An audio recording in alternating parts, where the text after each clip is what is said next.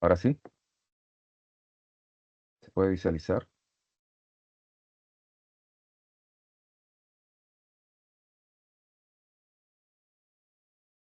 Sí, ahora sí se puede visualizar, ¿cierto? Sí, profesor. Listo, muchas gracias. Siempre avísame, porque si no, puedo correr y nada, no pasa nada. Ya. Bueno, entonces el átomo como un sistema dinámico lo tienen ahí conformado como un sistema en equilibrio energético de los electrones, girando alrededor, llamada zona extranuclear, y una zona central llamada núcleo atómico. Un sistema dinámico y además energético y en equilibrio eléctrico. Ese es el átomo, ¿ok? Habíamos también hablado acerca de Leucipo y Demócrito, y que son las piezas claves, ¿no? Fundamentales acerca de la formulación de los subsiguientes modelos llamados modelos atómicos, ¿no? De cómo se compone la materia sobre todo. Bien, entonces retomando, John Dalton habla acerca de esferas macizas y que todos los elementos están constituidos de átomos. Las reacciones químicas entonces son un reordenamiento de estas pequeñas partículas llamadas átomos, que son esferas macizas e indivisibles para John Dalton. Bien, bueno, prosiguiendo entonces.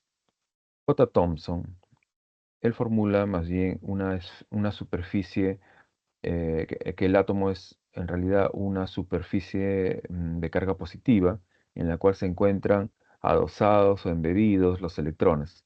Hasta aquí todavía no habla acerca de un núcleo, como pueden ver, o sea, solamente habla acerca de una superficie positiva que desconocemos su naturaleza, pero que ya intuimos que esta debe ser positiva, ¿no?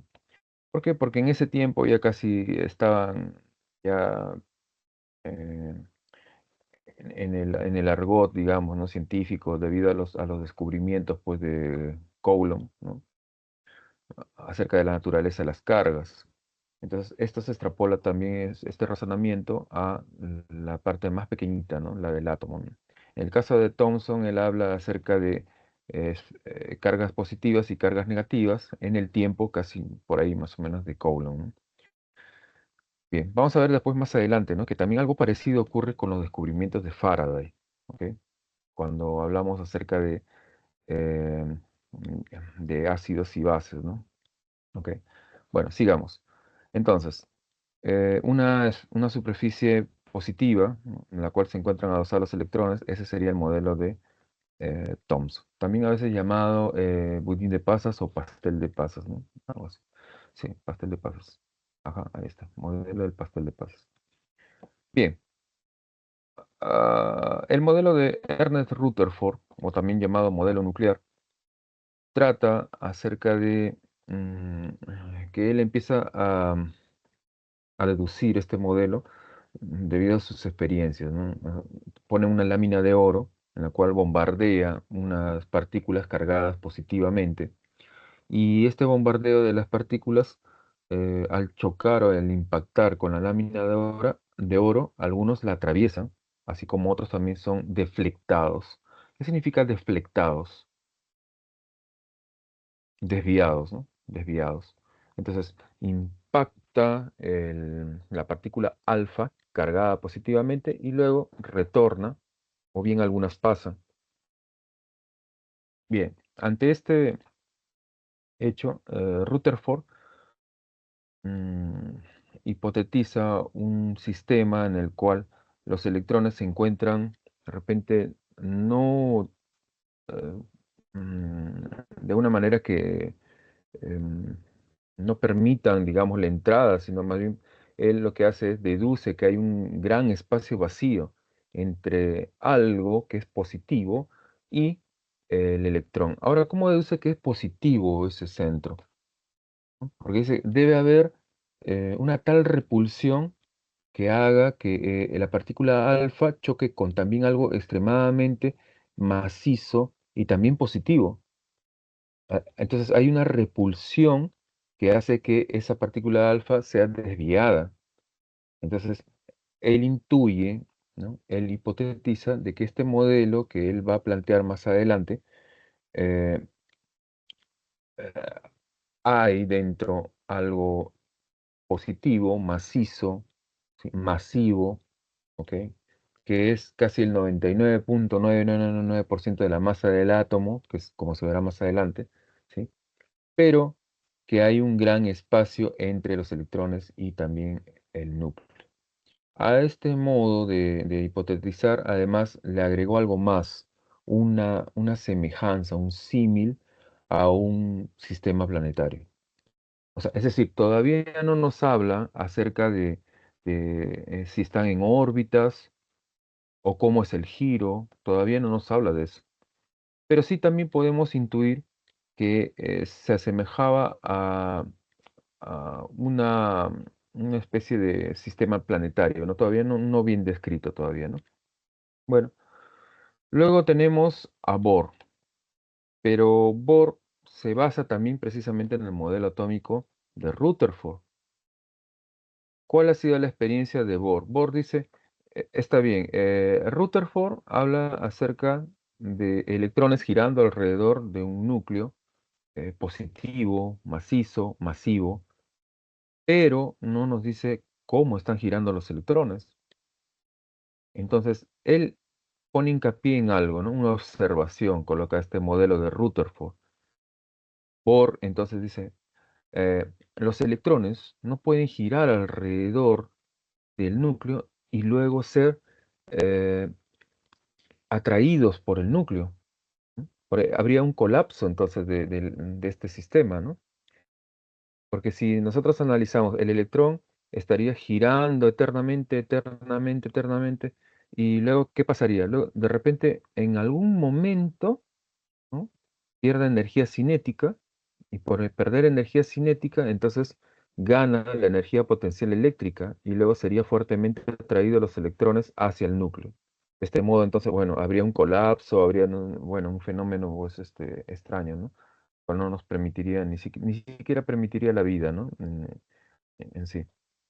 Bueno, Niels Bohr, en cambio, él habla que debe haber un sistema en equilibrio. El electrón debe encontrarse girando alrededor del núcleo, como si fuese también un sistema planetario, pero este es un sistema planetario ya corregido, entre comillas, ¿no? Entonces dice, los electrones deben encontrarse girando alrededor del núcleo en órbitas permitidas, en donde él permita su energía únicamente. Entonces, a estas órbitas también llamadas este, eh, niveles de energía, ¿ok? Llamadas también órbitas, ¿sí? Que ojo, no vayan a confundir ustedes con orbitales, que esa es otra cosa que más adelante aparece con el modelo de Schrödinger, ¿no? Bueno, entonces al modelo del átomo de Bohr también le llaman primera cuantización de la energía. ¿Ok? La energía entonces que emplea un electrón girando alrededor del núcleo y lo hace solamente en cantidades discretas, ¿ya? En cantidades discretas, lo que permite que un electrón pueda o tanto absorber o pueda también eh, ¿cómo se llama? Ceder energía cada vez que eh, la energía del electrón es perturbada. ¿Ok? Por ejemplo, ¿no?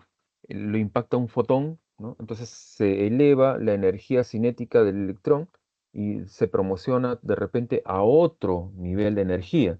Entonces estamos hablando de ya no un átomo neutro, sino más bien un átomo con un electrón excitado, ¿sí? Y luego más adelante, ¿qué ocurrirá? La tendencia de la naturaleza es volver al estado basal y ese electrón retornará nuevamente a su nivel energético anterior y emitirá energía proporcional a la energía que recibió. O sea, es decir, acá no hay fallos. El electrón tiene su propia energía y permanece así en esa energía. A no ser que haya de repente una perturbación muy, muy energética que lo haga salir, pues, ¿no? Disparado el electrón. Y bueno, ese ya es otro fenómeno, ¿no? Bien. Entonces, el siguiente modelo es el de Schrödinger, ¿no? O algunos también Rodinger, a veces lo pronuncian, perdón, a veces de ese modo. ¿Qué ocurre? Mm, a ver si podemos también avanzar. Sí. Él formula precisamente esta ecuación que ven aquí. ¿Eh? Esta ecuación que ven aquí es la ecuación denominada ecuación de onda. Esta es una ecuación de onda dependiente del tiempo. ¿Ok? Tiene su propio operador llamado hamiltoniano. Esta sería una función de onda. Bueno, la función de onda en realidad es un ente matemático, es una función en la cual describe el estado electrónico de un átomo, de un sistema, ¿ok? Del cual solamente se conoce la solución exacta solamente para el átomo de hidrógeno. Lamentablemente para átomos polielectrónicos no se conoce exactamente, pero es una buena aproximación para los sistemas que vamos a ver, los polielectrónicos, en su mayor parte. Bueno, entonces, ¿a qué se refiere justo estas figuritas, ¿no? De gatito, ¿no? Gatito, por ahí, y la figura de Schrödinger, ¿no? El gato aquí con la ecuación. Bueno, él plantea también a la vez sistemas en los cuales, por ser muy pequeños, ¿sí? Y para poder observarlos, es casi imposible poder también analizar o poder saber eh, la posición, ¿no? Y también el momento de una partícula. ¿Ok? Ahora, estas ideas recuperadas, ¿no? Son tomadas también acerca de los fundamentos principales que nos dio em, Heisenberg. Heisenberg, ¿ok? ¿Qué ocurre? Hasta entonces, Bohr plantea todo el sistema atómico mediante un modelo planetario corregido, ¿no? O también llamado modelo de los niveles de energía. Esto basado en la mecánica clásica, ¿ok? Basado en la mecánica clásica. Pero sin embargo, Rödinger se basa en cálculos más bien probabilísticos. Casi, casi de mecánica, digamos, algunos autores hablan acerca de que él no exactamente habla directamente con la mecánica clásica, demuestra toda la teoría que él emplea, o que empleamos, ¿no? Hasta el momento. Más es una potencia matemática, ¿no? Aplicada a la física, que pues explica la mayor parte de los fenómenos dentro de las partículas subatómicas, o de las partículas, en todo caso, elementales como el electrón, ¿no? Bien, entonces Rödinger habla acerca de una función de onda. Esta función de onda permite entonces saber, ¿sí? En términos probabilísticos, dónde podría encontrarse el electrón. ¿Ok? O sea, es decir, son regiones espaciales, geométricas, matemáticas, probabilísticas, en donde podemos nosotros asegurar en dónde puede encontrarse el electrón. Incluso hasta algunos se lanza con un porcentaje, ¿no? Del 99.99999, seguido de 6 nueves incluso de por ciento, ¿no? Son las llamadas nubes de probabilidad electrónica. Estas regiones estadísticas electrónicas de máxima probabilidad electrónica, llamadas también REMPE, ¿sí? Son denominadas también orbitales, ¿ya? Entonces, cuando nosotros aplicamos esta ecuación, ¿ya? A la función de onda, lo que vamos a tener son soluciones, ¿sí? Pero esas soluciones también serán funciones.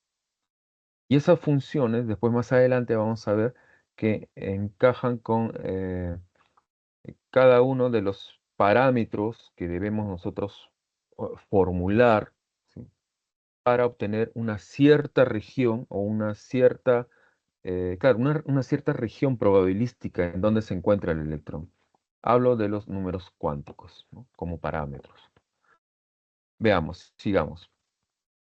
Entonces, eh, aquí tenemos una tabla de resumen, ¿sí? En donde habla acerca del átomo, sus partes. El núcleo determina entonces la masa atómica. Se encuentran los protones y los neutrones. Protones de carga positiva, neutrones carga neutra, ¿no? O también llamado nucleones fundamentales, miren. nucleones fundamentales. Estos se encuentran pues todos ellos en el núcleo. Solamente encontraremos en el núcleo protones y neutrones, nada más. ¿Ok? Ahora, ¿de qué están conformados cada uno de ellos, los protones, cada neutrón y así? Bueno, hasta ahora se sabe pues con la existencia de los llamados los quarks, ¿no? Subpartículas nucleares también existen, pero digamos que nuestro alcance dentro del ciclo preuniversitario, vamos a hablar solamente de protones y neutrones, ¿no? Pueden seguir ustedes leyendo y profundizando también eso. Ok. La zona extranuclear, sin embargo, dice, determina el volumen y tamaño atómico. Contiene solamente a los electrones. Y nos descubre Joseph Thomson. Bueno, cuando incluyo un electrón dentro de un sistema atómico neutro, lo convierto entonces en un anión, ¿ok? En un anión. Cuando extraigo un electrón de un sistema fundamental o basal, tal como el átomo neutro, ¿no? Que estábamos hablando hace un momento, cuando extraigo un electrón, lo convierto en positivo, convierto en un ión positivo, ¿no? Llamado, ¿cómo se llama? Catión, ¿no? Catión. Si extraigo, entonces obtengo cationes. Si incluyo electrones, entonces ¿qué tengo? Aniones. Aniones. Si incluyo electrones dentro del sistema neutro anteriormente, ¿no? Ahora lo convierto entonces en un anión. Las partículas subatómicas fundamentales, entonces, poseen ciertas propiedades como la carga absoluta, ¿sí? Y la carga relativa. Fíjense, la carga absoluta está en qué unidades, en Coulomb, ¿no? Sí. Para el protón, más 1,6 por 10 a la menos 19, y para el electrón, menos 1,6 por 10 a la menos 19 coulombs, ¿no? Bueno, la carga relativa, pues no son más 1 para el protón, 0 para el neutrón, menos 1 para el electrón. En cuanto a la masa va entonces a medirse en unas escalas también sí, también relativas, llamadas UMA, ¿sí? Entonces ahí tienen los valores. En la escala absoluta ya hablamos entonces de gramos, ¿no? Esto después vamos a entrar a poder saber cómo hay una relación entre gramos y UMA, ¿ya? Y unidades de masa atómica. La localización entonces en el átomo y su respectivo descubridor, ¿sí? Núclido. ¿Cómo se representa un núcleo? Un núcleo se representa mediante su símbolo, ¿sí? Y en la parte extrema superior vamos a encontrar una letra en mayúscula A, que representará el número de masa. Z, ya, más bien está en el extremo izquierdo inferior, Z, ¿ok? Él más bien representará al número atómico. Bien, cuando hablamos primero de un núclido en estado, en su forma basal, en su forma neutra, eh, puede cumplirse la relación, la que tienen acá, ¿no? Número de protones será igual al número de electrones, ¿ya? Y esto a su vez será igual al número atómico. Bien, el número atómico entonces es una, eh, digamos, una medida, ¿no? De la cantidad de electrones que haya en un átomo neutro, ¿ok? Pero siempre recuerden, el número atómico también será igual al número de protones, y el número de protones es un número fijo. Para todos los procesos que vamos a ver en química, que solamente hablamos del movimiento y del cambio químico, estamos en el orden solamente de tratar con los electrones, ¿sí? En la mayor parte de nuestro estudio vamos a hablar acerca de los electrones. Y por consiguiente, los protones van a quedar en número, ¿no? De una manera fija, ¿no? No va a haber una variación de protones. Todo nuestro estudio se refiere únicamente a los procesos que ocurren en la zona extranuclear, la que está fuera del núcleo. Ahora, El número de masa, dice, es el total de protones y neutrones en el núcleo. ¿Ok? Número de masa entonces será igual al número de protones, ¿sí? Más el número de neutrones. A veces le representa así también, ¿no? A, el número de masa, es también llamado como número de nucleones, ¿no? Y si quieren agregarle por acá núcleos fundamentales, ¿no? Como hemos visto hace un momento. Entonces, A representa el total contable en números, ¿sí? De cuántas partículas tenemos en el núcleo, ¿sí? ¿Ok? Bien, los isótopos son átomos del mismo elemento con igual Z, con igual número atómico, pero diferente número de masa. Podemos ver entonces que cada uno de ellos tiene ¿cuánto? Aquí un protón y un protón, ¿no? ¿Sí? Lo de azulito, ¿qué cosas son? Los protones, ¿no? ¿Ok? En los isótopos del hidrógeno tenemos al protio, al deuterio y el tritio. El tritio, por si acaso, es radiactivo. El deuterio es utilizado en plantas nucleares, ¿sí? Como la llamada agua deuterada o agua pesada, ¿no? Para contener a los neutrones que se van controlando para producir una reacción en cadena también controlada, que eso sería en realidad una fisión, ¿no? Una fisión nuclear controlada dentro de un reactor nuclear. Entonces, tenemos protones, son los mismos, y los neutrones, ¿no? Van variando, ¿no? Acá no hay nada, no hay ningún neutrón para el protio, que está constituido solamente de un protón y por consiguiente de un solo electrón. En el caso del deuterio, tenemos un neutrón. ¿Y cuánto sería su número de masa? 2, ¿no? Ya varió, ¿no? Acá sería entonces su número de masa 2. Aquí está, 2. ¿Sí? Y acá el número de masa en el tritio, ¿cuánto sería? 3, ¿no? Ya aquí ya varió, hay más bien 2 neutrones adicionales, ¿no? Pero sigue conservándose el número de protones, ¿no? Y también el número de electrones. Pero esto, claro, el número de electrones está aquí porque no ha sido afectado para nada, ¿no? Estamos hablando solamente del estado neutro, ¿no? Un isótopo. ¿Ok? Bien, ahora veamos qué cosa es un ión. Cuando podemos remover un electrón, ¿sí? Cuando podemos remover un electrón, o cuando también podemos incorporar un electrón.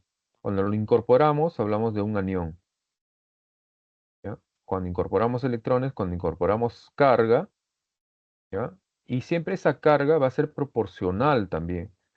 No va a ser una adición de carga, pues, eh, de cualquier manera, ¿no? Siempre va a ser un múltiplo de ese 1,6, de ese menos 1,6 por 10 a la menos 19 Coulomb. Siempre va a ser un múltiplo, ¿ya?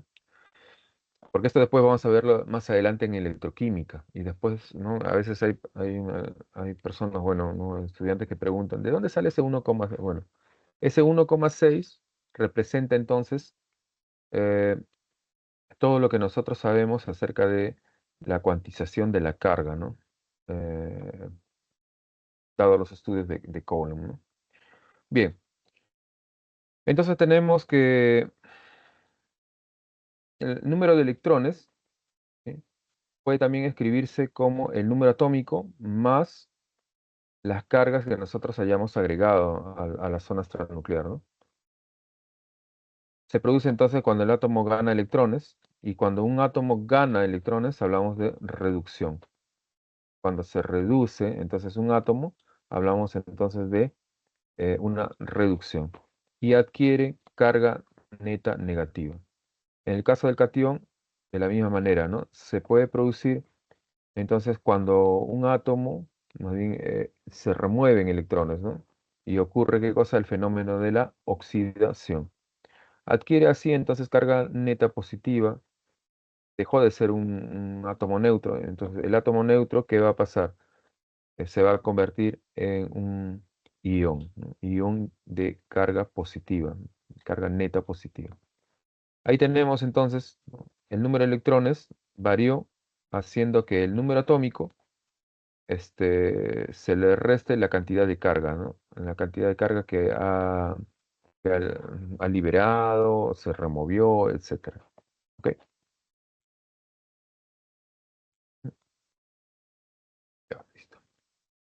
Acá tenemos algunos ejemplos. Cuando se pierde un electrón, por ejemplo, en Z igual a 11 para el sodio, ¿sí? ¿Qué va a ocurrir? La manera de poder representarlo va a ser así, colocándole un +1 en el extremo superior derecho. ¿Ok? A veces en el extremo inferior colocan también como notación a los neutrones, ¿no? O sea, es decir, algo, a ver, vamos a ver si me permiten.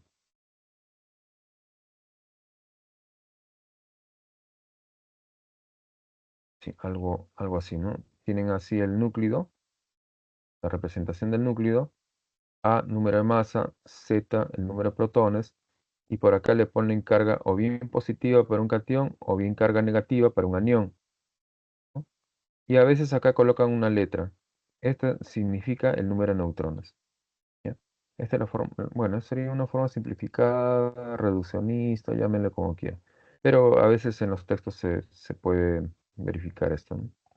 Bien, entonces cuando se pierde un electrón, se representa de esta manera. Cuando ganan dos electrones, miren, cambia el signo a negativo. Y además otra cosa, cuando solamente es la pérdida de una carga, en este caso puede ser también ganancia de una carga, pero igual, se dice que es un ion monovalente, cuando es solamente una sola unidad. Cuando son dos unidades, de lo que sea, positivo, negativo, anión o cation, se le denomina divalente. Y así, ¿no? Si fueran tres, trivalentes. Si fuese cuatro, tetravalente, ¿no? Pentavalente para cinco. Y así. Bien. ¿En qué consiste la masa atómica relativa? Consiste en... Hay una masa que poseen los isótopos, ¿no? Y los isótopos ya hemos dicho que son aquellos átomos o núclidos que poseen, ¿qué cosa? El mismo número atómico, ¿ya? Si nosotros tomamos la masa isotópica, la masa de esos isótopos, y lo multiplicamos por su abundancia de ese isótopo, estamos hablando, bueno, aunque suene un poco raro, ¿no? Pero estamos hablando del planeta Tierra, ¿no? Según la abundancia de cada isótopo en la Tierra, ¿ya? Tenemos entonces nosotros este cuadro, ¿no? En donde podemos ver la abundancia, ¿no? La abundancia de cada uno de esos isótopos. Y nosotros multiplicamos, ¿no? Esta masa por su respectivo porcentaje de abundancia y luego sumamos, tenemos esta expresión, ¿no? En el numerador. ¿Ok? Y luego a eso lo dividimos entre 100 y nos da este numerito, la masa atómica relativa, que vendría a ser una masa atómica relativa promedio en todo caso, ¿no? Bien, esa masa atómica relativa promedio, ¿en dónde vamos a nosotros observar? Son los valores que nosotros encontramos en dónde. Son las masas o los números que nosotros encontramos en la tabla periódica. ¿Ok? Sí, o sea, en la tabla periódica de los elementos químicos vamos a encontrar en realidad a una masa atómica relativa promedio.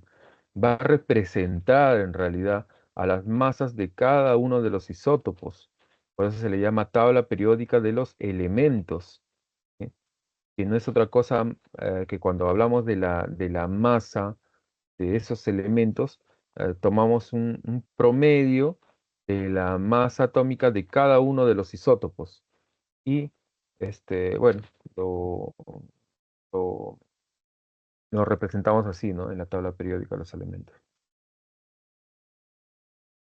Los números cuánticos. Bueno, ya me adelanté respecto a los números cuánticos, que son parámetros, en realidad, que una vez que yo mm, pueda yo seleccionar cierto tipo de parámetros, pueden entonces darme información de las llamadas funciones de onda, que a su vez son eh, estas funciones o llamadas también orbitales, son a la vez soluciones de una función de onda, llámala así, principal, ¿no? Que una vez conocida podemos saber entonces en dónde se encuentra el electrón con mayor probabilidad. Ojo, que acá en este caso, en esta sección hablamos de probabilidades, ¿ya? de probabilidades únicamente, ¿no? No hablamos de algo absoluto, de probabilidades, ¿ok?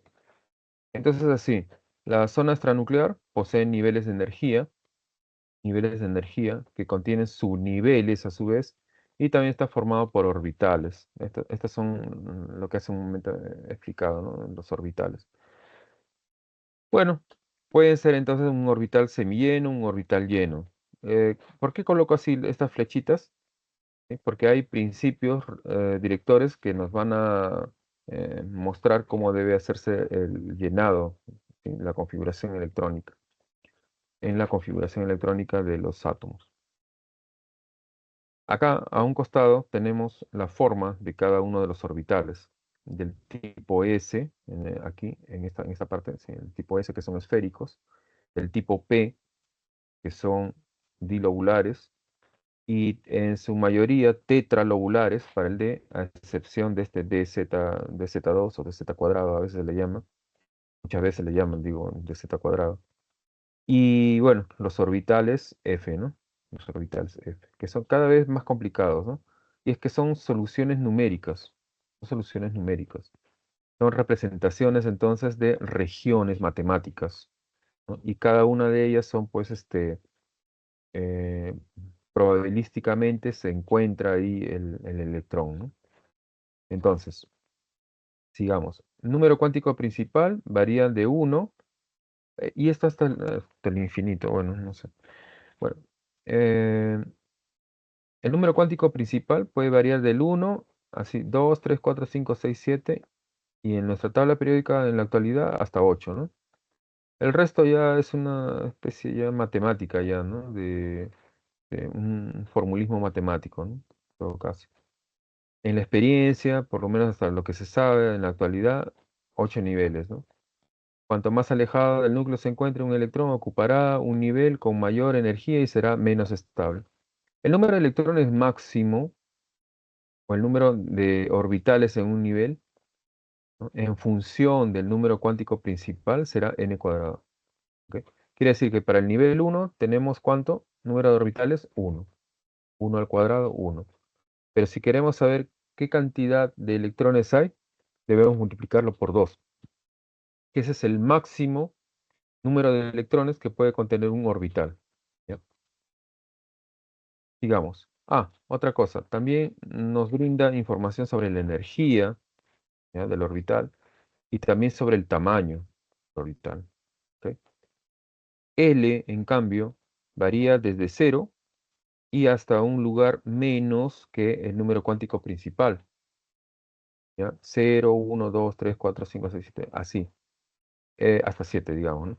Hasta un número, hasta un lugar anterior al que puede alcanzar el número cuántico principal. Entonces, el número cuántico secundario, o también llamado subnivel, nos va a brindar información acerca de la forma del orbital. Acá tienen, por ejemplo, la notación. ¿Y por qué justo tiene este tipo de letras, ¿no? S, P, D, F, debido a sus nombres de manera que adoptaron de manera tradicional, ¿no? L entonces variando desde cero, ¿sí? Va desde cero, uno, 2 y 3, ¿no? Los orbitales entonces también llamados REMPE, bueno, son llamados así, primero agotando todos los espines hacia arriba, ¿no? Eso ya lo saben, agotando los espines hacia arriba. Entonces estaremos nosotros también permitiéndonos cumplir con el principio llamado principio de máxima multiplicidad de Hahn. Cuando agotas todos los estados electrónicos, ¿no? Representados con spin hacia arriba, que ahora vamos a hablar del spin, ¿sí? Será entonces la utilización del principio llamado de máxima multiplicidad, ¿sí? Y para en el caso, por ejemplo, del orbital S, ya hemos dicho que es esférico, P dilobular, D tetralobular, y para el F, bueno, es una forma muy compleja ya, ¿no? Bien, ahí lo tienen nuevamente. Y acá tienen los tipos F, ¿no? Número cuántico magnético. Ahora, cada una de estas regiones, ¿no? Se le incorpora también un número cuántico, un parámetro, eh, que explica la orientación de cada uno de esos orbitales. Porque no solamente habla acerca del tamaño y la forma que tiene, sino también su orientación en los tres ejes principales, ¿no? Coordenados. Ok. Estos, entonces, este número cuántico, perdón, magnético, varía desde el negativo del valor del número cuántico secundario, ¿sí? Hasta llegar a -1, pasar por 0 y luego por el extremo positivo de ese número cuántico secundario, ¿no? El L, ¿no? O sea, +1, +2, +3, hasta donde tengamos nosotros que llegar hasta +L. En el caso, por ejemplo, L igual a 0, tenemos, ¿no? Número cuántico magnético 0. Si L es igual a 1, en el caso traducido así en su forma literal, equivale ¿a qué? A el orbital P, ¿no? Entonces decimos, ¿cómo, cuántas posibilidades o cuántos números cuánticos magnéticos puede obtenerse a partir del número de esta información, ¿no? Del número cuántico secundario? Entonces hacemos variar desde -1, el valor negativo de 1, -1, pasa por el 0 y termina en la parte positiva, +1. Entonces podemos decir así que también esta cantidad, ¿no? de números que hemos obtenido es equivalente también a la cantidad de orbitales que también podemos obtener. Y además que tienen tres orientaciones diferentes. Con eso podemos deducir que tienen tres orientaciones. En el caso, por ejemplo, de L igual a 2, tenemos 5 orbitales, ¿no? Que van desde -2 hacia +2, pasando por el 0. Ahora, esto hay hay un cuarto número cuántico, ¿sí? Pero los tres primeros, el número cuántico principal, el secundario y el magnético, esto caracterizan al orbital. Caracterizan entonces a esa función matemática que expresa eh, la forma, el tamaño, la orientación de esa región probabilística, ¿no? O sea, nos da más características del orbital. ¿Ok? Pero este número cuántico llamado de spin magnético, si se toma en consideración los cuatro números cuánticos, entonces estamos caracterizando al electrón. Y de ahí también se deduce el llamado principio de exclusión de Pauli. El principio de exclusión de Pauli nos habla acerca de que un electrón es único, se puede caracterizar únicamente por estos cuatro números cuánticos. ¿Ok? Entonces, eh, claro, solamente se pueden caracterizar por esos números, por estos cuatro números cuánticos. No hay otros cuatro números cuánticos para otro electrón. O sea, es decir,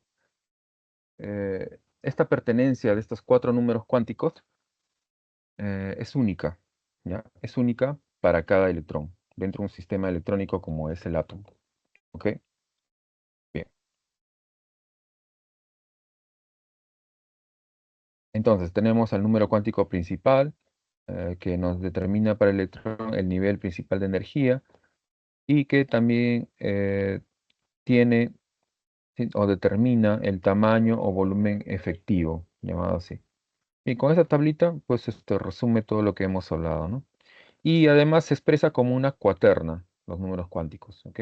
Comenzando desde el extremo izquierdo, n, l, m sub l, m sub s.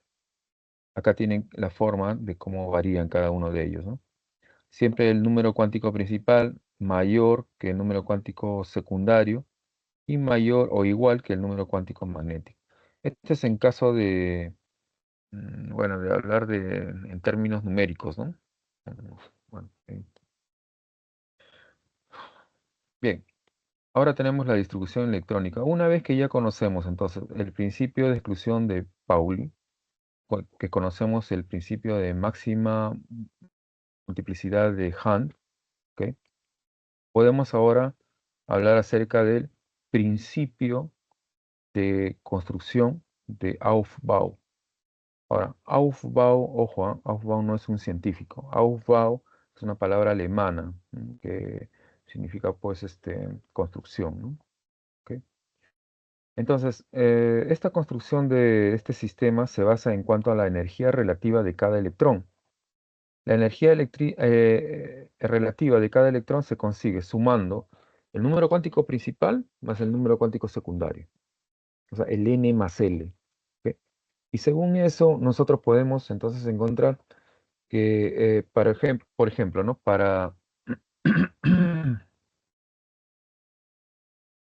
digamos, para un subnivel como este, representado, ¿no? Así, ¿ok? Tenemos n, el valor igual a 1, y l igual a 0.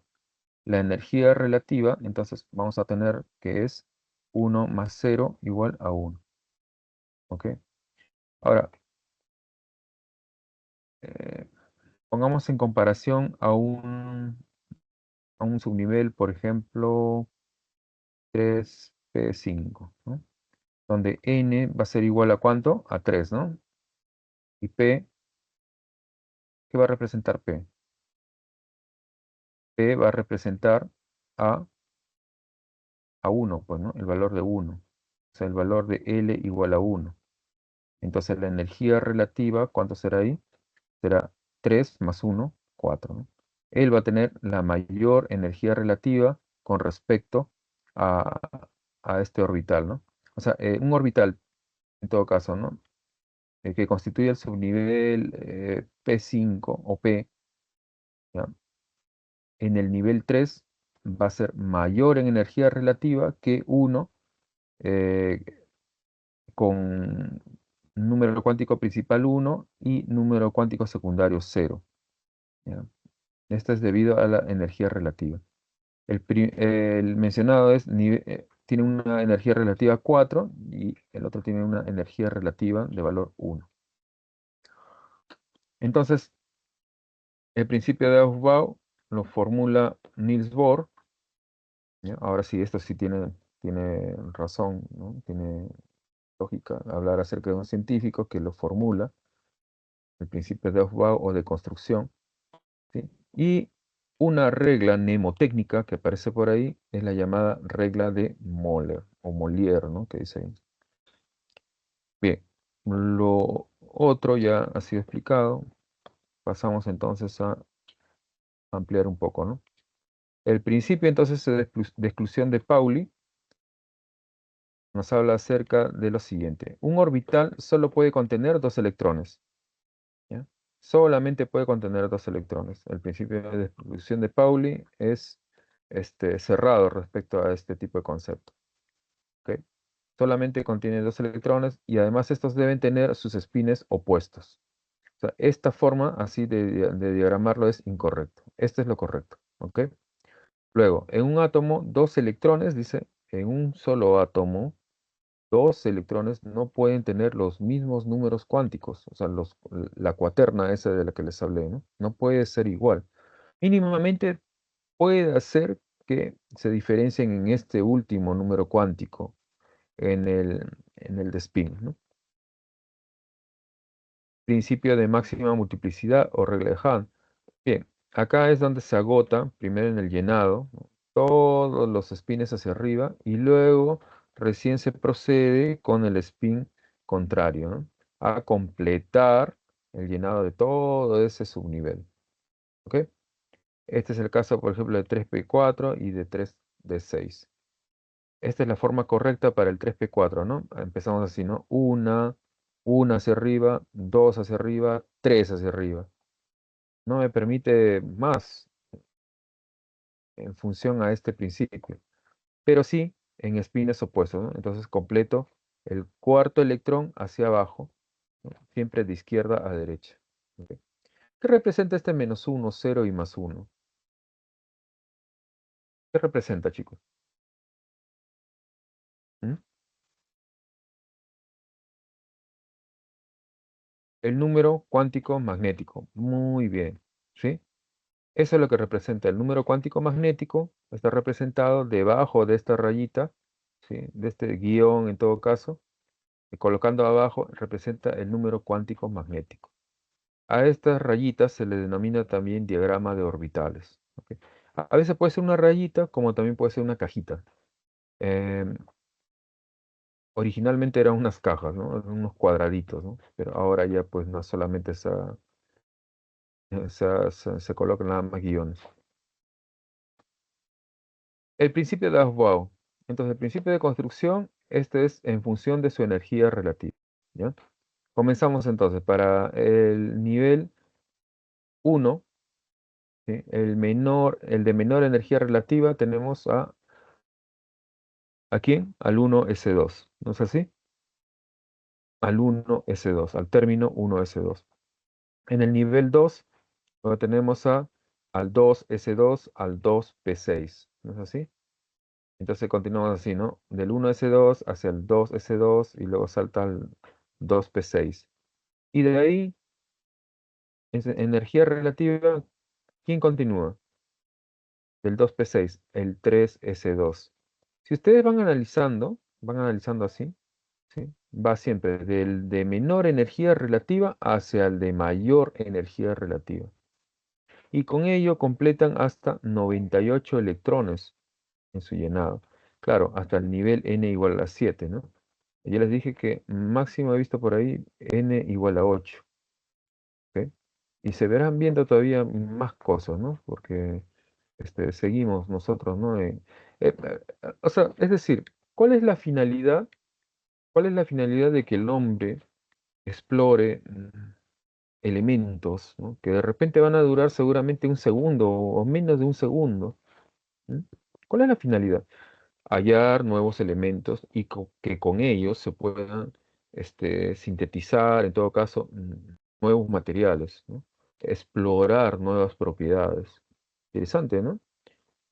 Y entonces, pero si se exploran nuevos materiales y duran estos picosegundos, o yoctosegundos, este, eh, ¿cuál sería la finalidad entonces, no? Bueno, la finalidad es, sobre todo, el objetivo es encontrar las llamadas lagunas de estabilidad. Debe haber un grupo, ¿no? A un nivel determinado, más pesados, en todo caso elementos más pesados, que reúnan las condiciones de ser estables a temperatura ambiente. Entonces, con ello también se pueden sintetizar y se pueden lograr otras propiedades, ¿no? Diferentes a los metales conocidos en la Tierra. Bueno, solo que la naturaleza tiene su propia estabilidad, ¿no? Su propia manera de lograr esa estabilidad durante muchos millones de años. Pero en condiciones de repente no en la Tierra, sino de repente en el espacio, pueden lograrse, ¿no? Por eso es que es importante también el análisis, ¿no? De para qué sirven los viajes espaciales también, ¿no? Allá también se sintetizan también elementos, ¿no? Nuevos elementos. Aunque no está claro eso, pero bueno, eso ya es otra cosa, ¿no?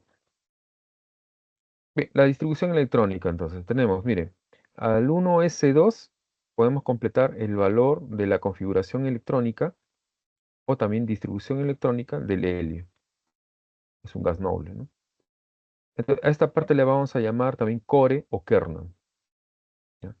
Todo aquello que sea configuración electrónica de un gas noble es kernel o también core, ¿ok? Y así, tenemos también la configuración electrónica para el neón cuando acumulamos 10 electrones, ¿no? Acá tenemos 2 electrones, más 2 electrones, más 6 serían 10 electrones. Igualmente ocurre para el argón 18, criptón, xenón y radón. Entonces podemos expresar cualquier elemento en función de la configuración electrónica del gas noble, colocando así, delante la configuración electrónica del gas noble y los demás orbitales que colocamos, los demás subniveles que coloquemos, ¿sí? Completarán los electrones, se completará con los electrones respectivamente, ¿no? ¿Cómo nosotros nos fijamos que tenemos, por ejemplo, aquí, ¿no? N igual a 7, perdón, para el nitrógeno Z igual a 7 y este sea su configuración electrónica kernel. Nos fijamos primero, la configuración del helio sería 1s2. Como acá colocar delante 1s2, ¿no? Y luego, ¿qué sigue? 2s2 y luego 2p, ¿cuánto? 3, ¿no? Nosotros entonces tenemos 2 más 2 4 más 3 son 7 electrones. Y con eso hemos completado 7 electrones. Así es. ¿Ya? Igualmente ocurrirá con el magnesio y con el hierro también, ¿no? Bueno, la diapositiva está un poquito adelante, ¿no? La regla N más L. Energía relativa N más L, esto como para ampliar. ¿Cómo se obtuvo? ¿No? Acá lo tienen, ¿no? Para el subnivel 1s2, 2s2, 2p6 y 3s2. Aquí, por ejemplo, para el 1s2 vemos que n igual a 1, el número cuántico principal, y L igual a 0, ¿no? Para este término, ¿no? El término S, el término sharp, ¿no? Este término tiene entonces un equivalente numérico, ¿no? El S es igual a 0, ¿no? El P igual a 1, ¿no? Su equivalente numérico igual a 1. Bueno, entonces así que nosotros podemos obtener las energías relativas 1, 2, 3, 3. ¿Sí? Entonces L estará primero dentro de la energía de menor valor absoluto en todo caso, ¿no? Menor energía relativa, ¿no? El 1s2, por eso que está aquí delante, ¿no? De menor a mayor está aquí delante, ¿no?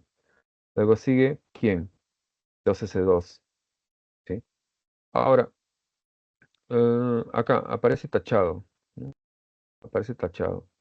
3s2, energía relativa 3, energía relativa 3. Pero ¿irá aquí adelante? No, ¿no? ¿Por qué no va aquí adelante, seguido del 2s2? Fíjense que la energía relativa aquí del 2p6 es igual a 3 también.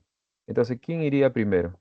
Aquel que tenga el número cuántico principal, ¿no? Dentro de un mismo nivel, ¿no? O sea, por ejemplo, acá n igual a 2, n igual a 2. Este de acá es el que iría, ¿no? Delante. A ver, veamos, vamos, confirmémoslos con la 1s2, 2s2, 1s2, 2s2, 2p6. Y de ahí recién va al 3s2. ¿Ya? Uy, ya, ok.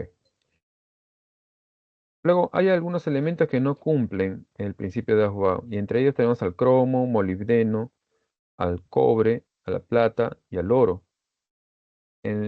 Justamente eh,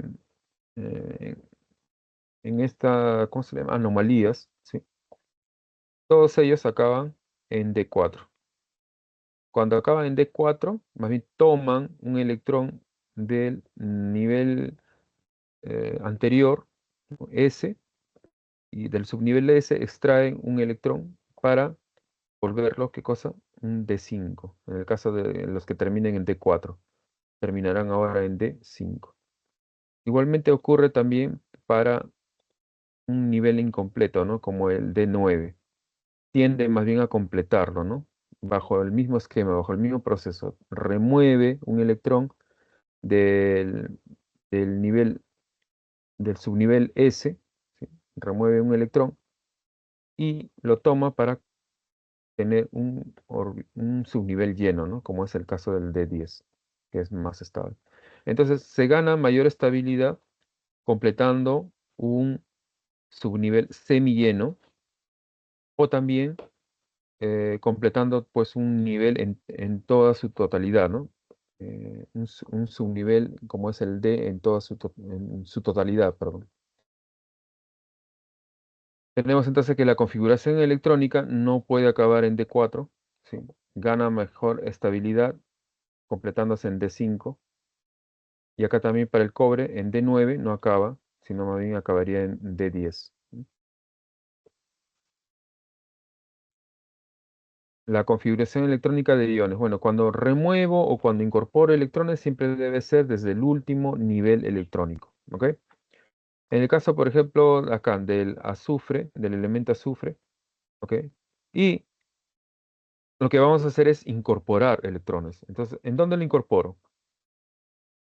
Justo en el último nivel, ¿no? Ya no serán 4, sino incorporé 2 electrones más, se vuelve 6, ¿no? En el caso, por ejemplo, del hierro, ¿cómo será? Para poder formar el catión trivalente, debo extraer electrones, ¿de dónde? De la última capa de valencia. La última capa de valencia es la capa más externa, ¿no? El- la parte del subnivel más externo que ustedes puedan observar en la configuración electrónica, ¿no? Que pertenece obviamente a un nivel determinado. El nivel más externo, ¿sí? Esa será mi capa de valencia. ¿Ok?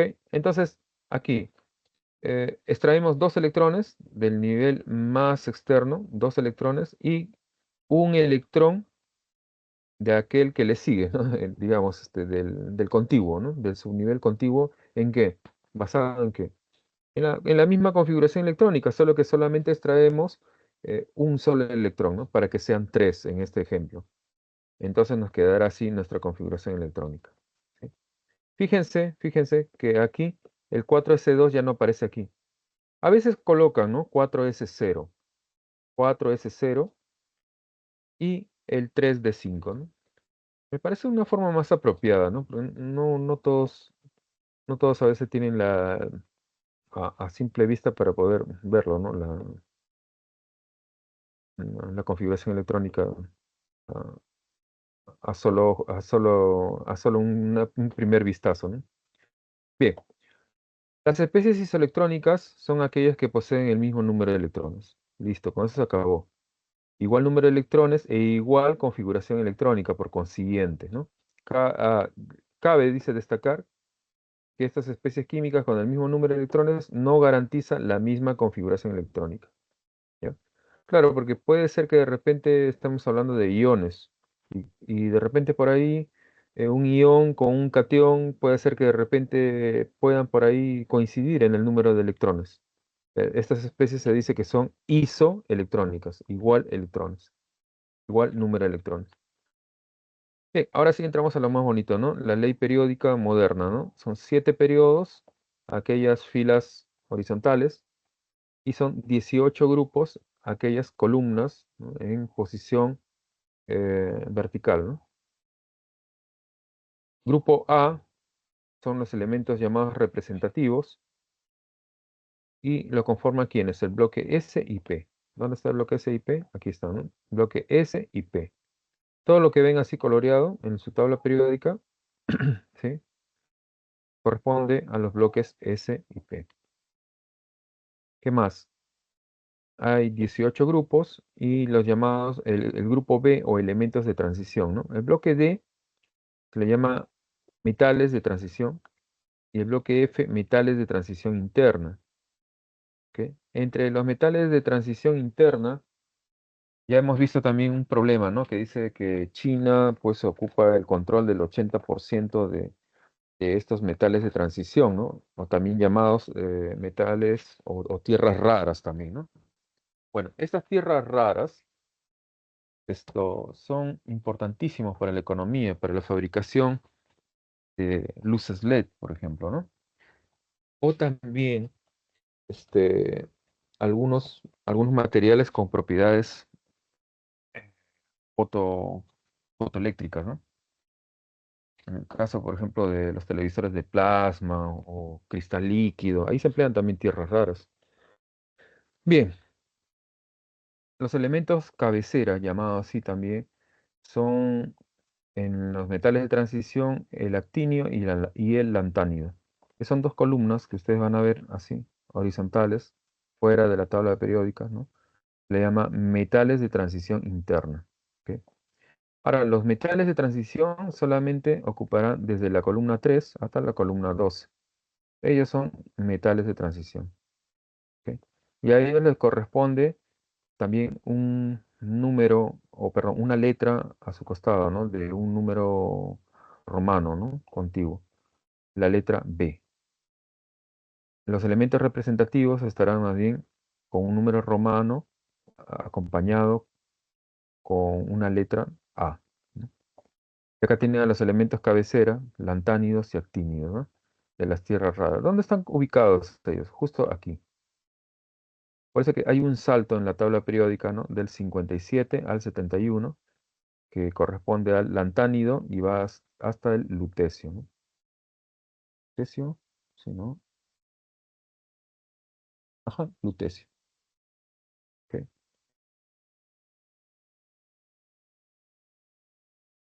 Bueno, entonces está conformado por grupos, ¿sí? Y está conformado también por periodos.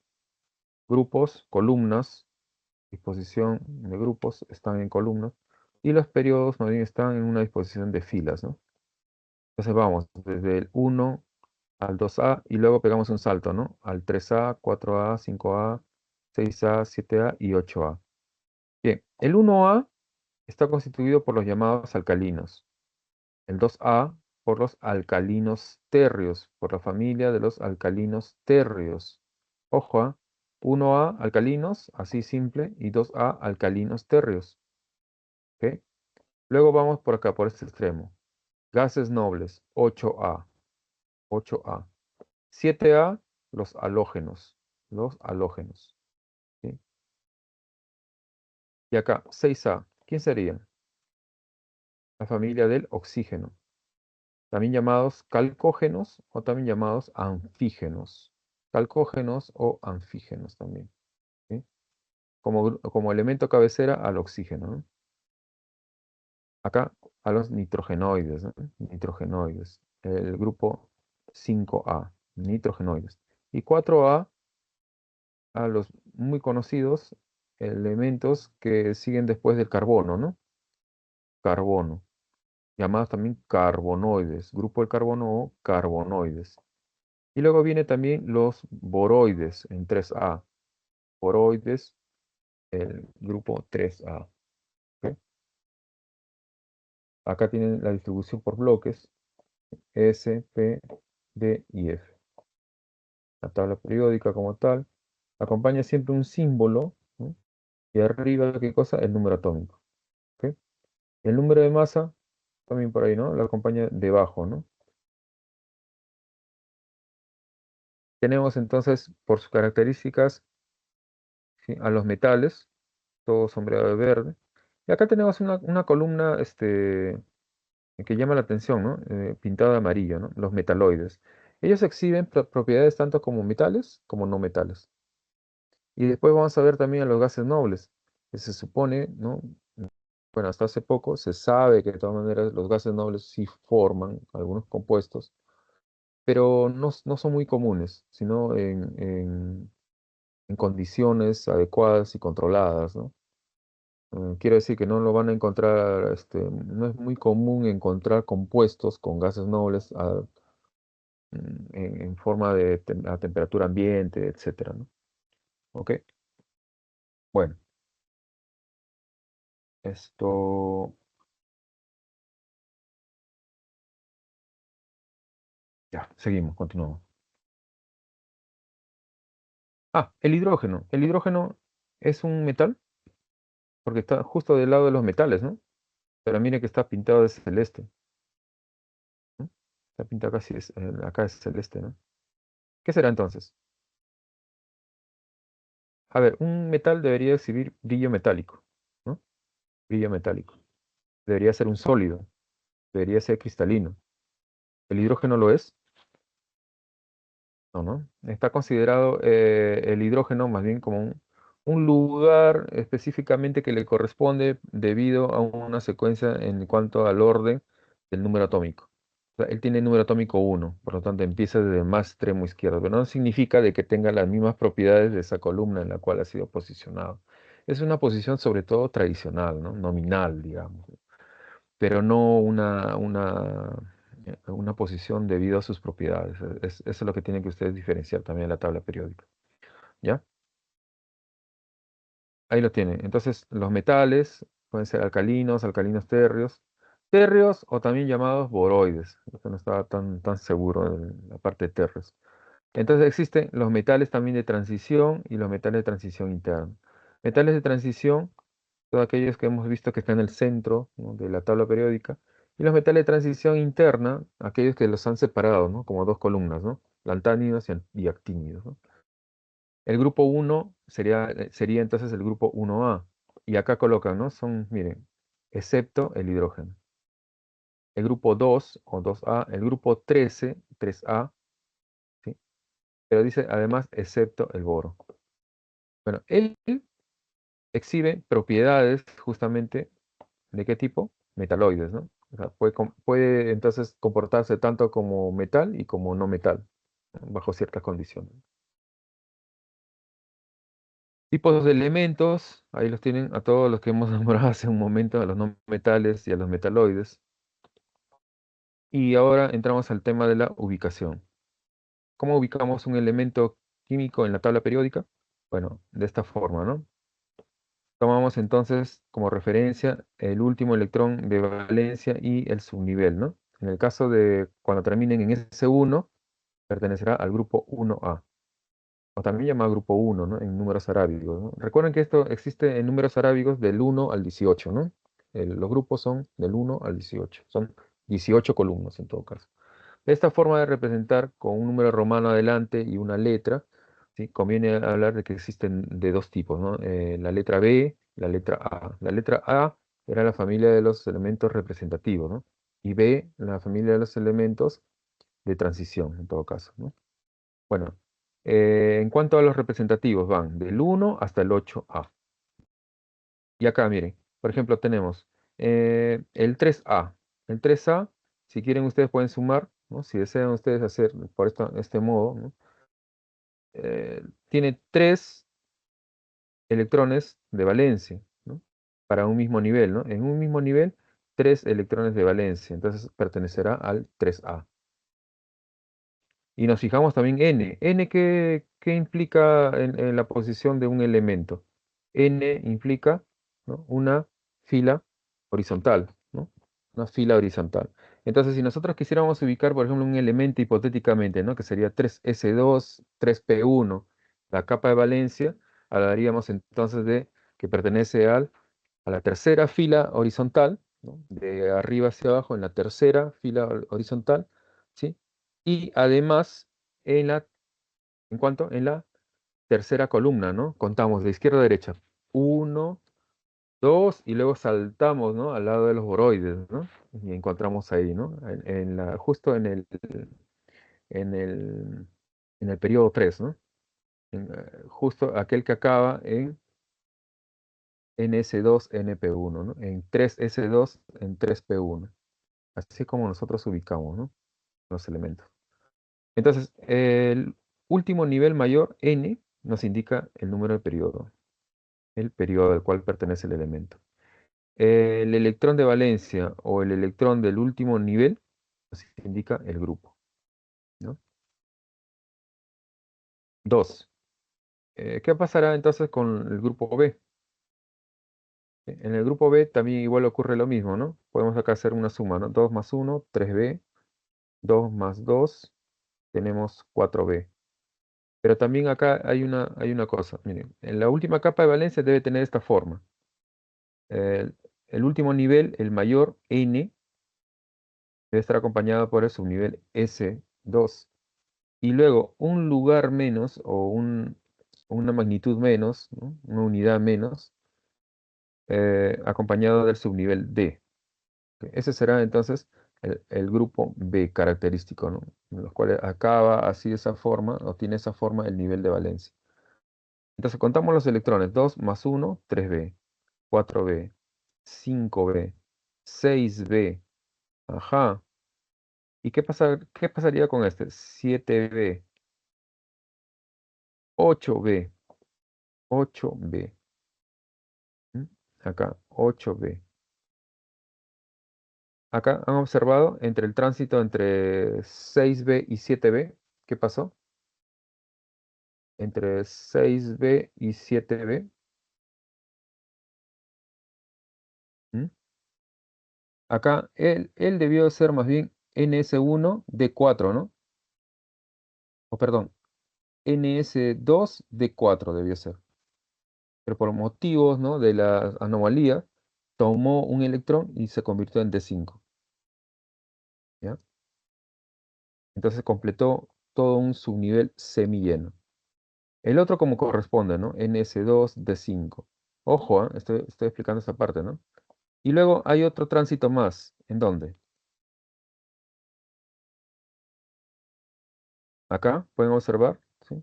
Acá S1, ¿no? Acá también hubo una anomalía también, ¿no? En este grupo, en el 1B. O sea, en el 1B y el 6B, ¿no? Hay anomalías entonces, ¿sí? Siempre contando entonces el número de electrones, ¿no? A ver, vamos a ver, ¿cómo sería? A ver, 3, 4, 5, 6, 7, 8, 8, 8. 8B. Hay tres columnas que tienen eh, la notación 8B, ¿no? O la correspondiente, ¿no? Forma de escribirlos como el grupo 8B, ¿no? Y luego viene 1B y 2B. Acá hubo anomalía, ¿no? Cuando vean esto acá, una unidad menor, ¿no? Para completar en su totalidad este subnivel, o este nivel en todo caso, ¿no? Ya, veamos. Sí, porque si no, no acabo. Es extenso esto. Entonces, ¿cómo ubicamos un elemento en la tabla periódica? El elemento z igual a 3, ¿no? Ubicamos aquí, miren, el último de ellos en la configuración electrónica, el periodo al cual pertenece es 2, ¿no? Y el número de electrones, 1. Por lo tanto, pertenece al grupo 1A. Para el elemento con Z8, este sería el último término, ¿no? Entonces tendríamos n igual a 2, ¿sí? N igual a 2, por el último término de la configuración electrónica, 2. ¿Y el número de electrones del último nivel cuánto es? Del último nivel, ¿cuánto es? 4 más 2 son 6. Por lo tanto, termina en el grupo 6A. Creo que no hay complicación con ¿no? Con la familia de los representativos, ¿no? La familia A. Lo que sí podría haber de repente algún tipo de problemita por ahí sería más bien con los elementos de transición. Veamos entonces. Aquí.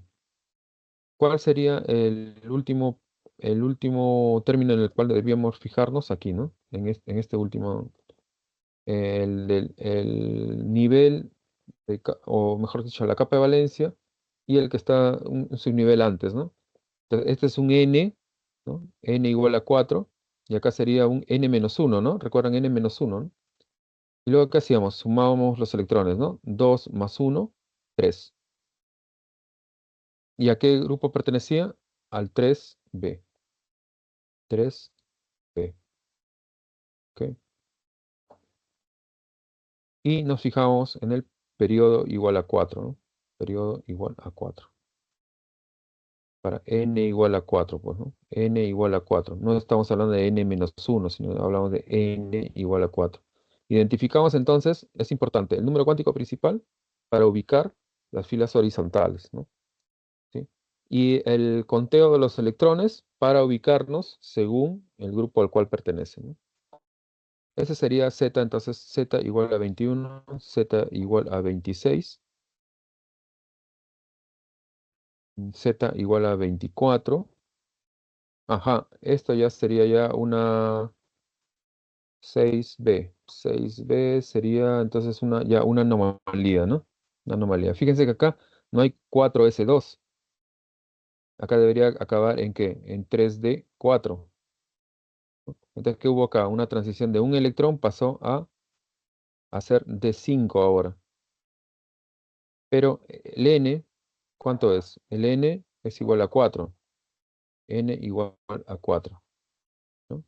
Entonces, ¿a qué grupo pertenece? Al grupo 6B. Igual también la misma deducción con Z igual a 29, ¿no? Sí. Z igual a 29, el cobre, ¿no?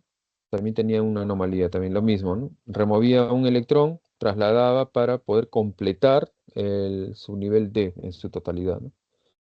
Entonces tenemos al grupo 1B, el cual es el que pertenece, ¿no?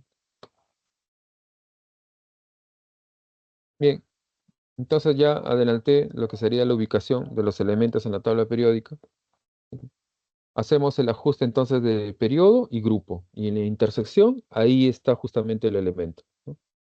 Lo anterior ha servido para qué? Para poder deducir los grupos en los cuales se encuentra. Pero el N es fácil de identificar, chicos. El N ya nos indica el número de periodo, ¿no? el periodo al cual pertenece, o sea, a estas filas horizontales. El N está relacionado con estas filas horizontales, ¿no? Lo otro era la ubicación, ¿no? Según los grupos, ¿no? En familias A o en familias B, ¿no? Eso era todo. Listo. Uf, notación de Lewis. Bien. La notación de Lewis consiste en colocar los electrones que son pertenecientes a la última capa de valencia, ¿sí? Especialmente al último subnivel, representándolos como eh, el símbolo y un puntito, estrellita, cuadradito, una marca, ¿no? En todo caso, que represente ese último electrón de valencia. En este caso, por ejemplo, la valencia sería 2 para el magnesio, 7 para el cloro, y acá, ¿no? Electrones de valencia, ¿cuántos serían? 4. ¿Para quién? Para el carbono. Dice, ¿cuál de ellas sería la correcta, ¿no? En este caso, ¿no? Claro, lo que pasa es que la notación de Lewis no nos habla mucho de la estructura. ¿Ya? Solamente es una notación en la cual me habla acerca de cómo pueden distribuirse los electrones alrededor, pero no nos habla acerca y casi muy poco de la geometría. Podemos hacer combinaciones por ahí de repente, ¿no? De una teoría con otra y hacer un híbrido de repente de ciertas teorías, pero la notación Lewis es únicamente eso, ¿no? Colocar, distribuir los electrones alrededor y luego ver de la mejor manera apropiada cómo podemos explicar la estructura de los compuestos. Propiedades periódicas.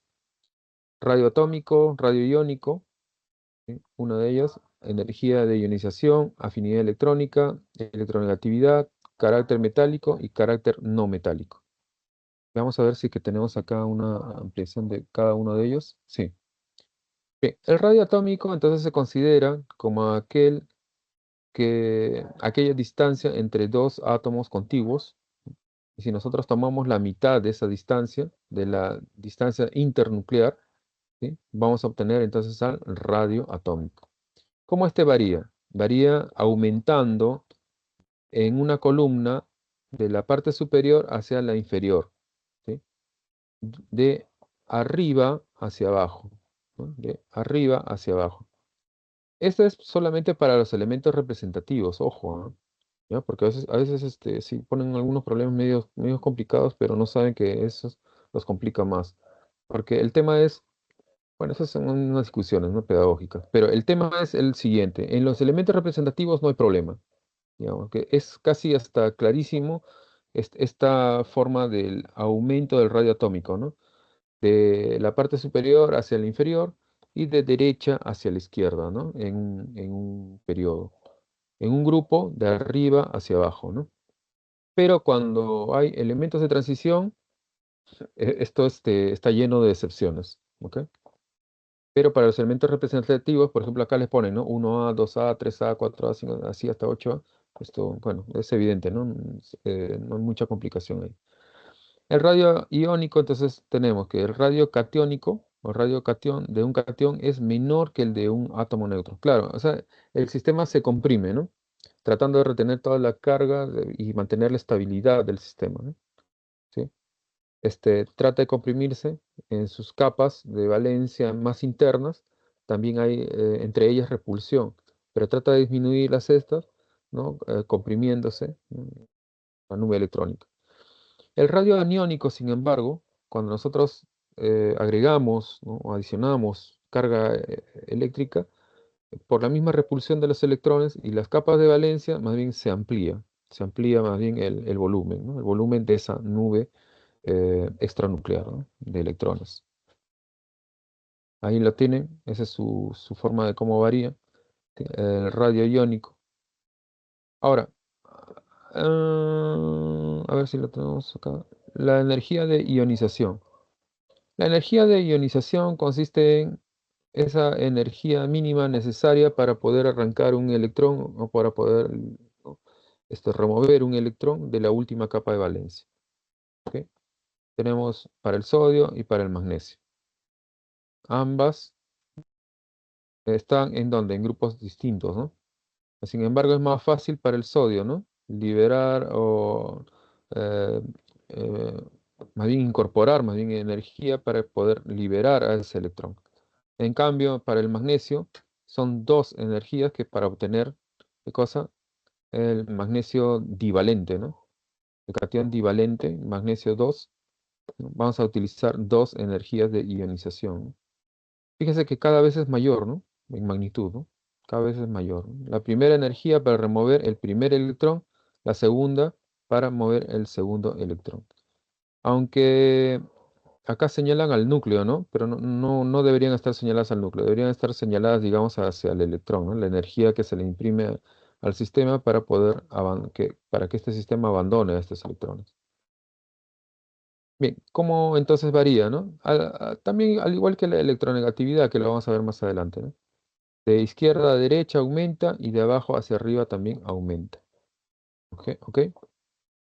Bien, entonces vamos a ver que la energía de ionización y la llamada afinidad electrónica, ambos suceden en átomos singulares, en átomos, ¿cómo se puede decir? En átomos en estado gaseoso y además en un sistema aislado, ¿no? Son mediciones realizadas pues por un mol de átomos, ¿no? Pero se extrapola para un solo átomo, digamos, el cálculo. La afinidad electrónica, la capacidad que tiene un sistema de más bien incorporar un electrón, la energía liberada, ¿no? Que se necesita, ¿sí? Para, después de habérsele incorporado un electrón al sistema. ¿Ok? Como este varía, también de izquierda a derecha aumenta, de abajo hacia arriba también aumenta, ¿no? La electronegatividad, en cambio, para dos átomos unidos mediante un enlace, ¿sí? Se mide la tendencia que tiene este átomo de retener electrones o de dirigir electrones según su momento, eh, dipolar en todo caso, ¿no? De dirigirlos hacia uno de los átomos que se denomina que es el más electronegativo, ¿no? Bueno, es una escala relativa y la escala de Pauling, porque hay diferentes tipos de escalas de electronegatividad, pero la que se ve aquí es la de Pauling, toma el mayor valor al flúor como un valor relativo de 4, ¿ok? Y luego seguido por el oxígeno, no por el cloro, sino por el oxígeno, y de ahí recién por el cloro, ¿ok? Bien. La tendencia entonces que tiene, ¿qué cosa? Un átomo a retener electrones o carga eléctrica, a eso se le denomina electronegatividad. Pero esta medida está en función a dos átomos unidos, ¿ok? En cambio, la energía de ionización y la afinidad electrónica no. Ambos están ¿en qué? En estado gaseoso y en particular es solamente un solo átomo, ¿no? No se encuentran unidos, quiero decir. El carácter metálico, bueno, brillo metálico, facilidad para perder electrones, pueden exhibir propiedades de ductibilidad, maleabilidad, todo lo que ustedes vean que pueda proporcionar las características de un metal, ¿no? Carácter no metálico, el de un no metal, ¿sí? Y ya hemos visto ya en dónde se ubicaban en la tabla periódica, ¿no? ¿Lo tenían ustedes ahí? Ajá. Toda esta franja de color celeste, ¿no? De color celeste. Ojo, no vayan a confundir esto con más este color amarillo. Este color amarillo, esta franja es de los metaloides. Ya les expliqué que tienen comportamiento tanto metálico como no metálico. Pero los no metales son solamente estos coloreados de celeste. Bien, chicos.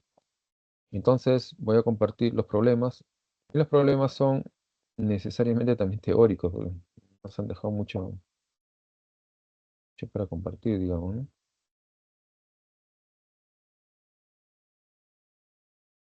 Esto ahora.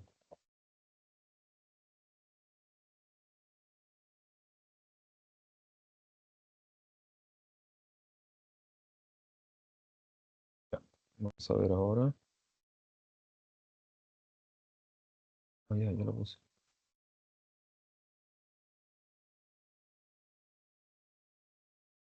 Aparece por ahí. Aparece por ahí.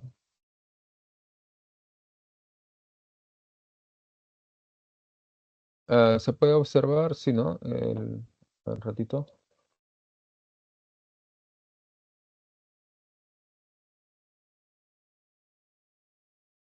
Está por. O ya, no está.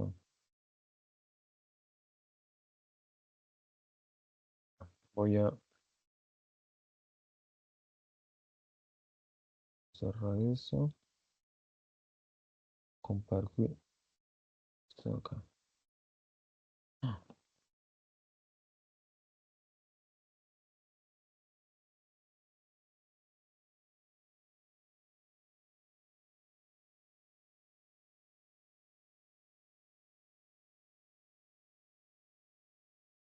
Un momentito.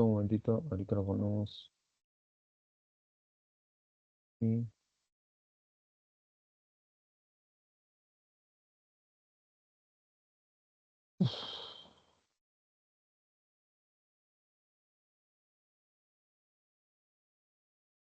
Listo. Ya está. Bien, entonces todo lo que habíamos hablado ya lo tienen ustedes aquí en su guía de problemas. La forma como se representa un núcleo, datos, una tabla, datos también acerca de la teoría y modelos atómicos, una ampliación un poco también de Ster y Garlick, quienes experimentan sobre la demostración del spin electrónico, ¿no? El último número cuántico es demostrado experimentalmente por ellos, ¿no? Por Ster y Garlack. Esto, Erwin Schrödinger con la ecuación de onda, números cuánticos, ¿sí? Las anomalías también ya explicadas, cómo se ordenan también según su energía relativa, la ubicación, tienen ahí la tabla periódica, las propiedades, también cómo ellos varían.